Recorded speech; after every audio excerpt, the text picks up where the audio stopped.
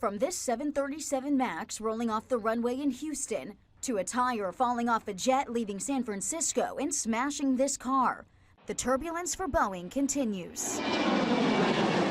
Monday morning, at least 50 people were injured on a Chilean Airlines Boeing jet flying from Sydney, Australia to Auckland, New Zealand.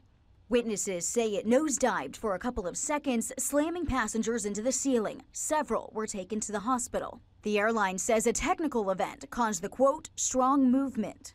It's a time to ask ourselves, is there anything that we should be doing different, either as an airline or as an OEM, or from a regulator's perspective, from the FAA's perspective? This latest incident comes as the air industry giant continues to face fallout after a door panel blew off mid-flight in January. You don't have any words of assurance for customers who are too scared to fly on a Boeing plane? We believe in our airplanes. We have confidence in the safety of our airplanes. Boeing CEO expressing confidence after the Alaska Airlines incident.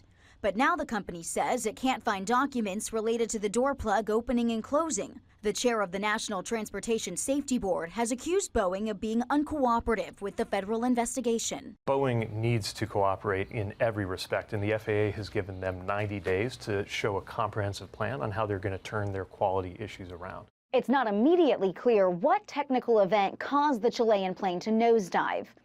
In Washington, Rebecca Castor, Fox News.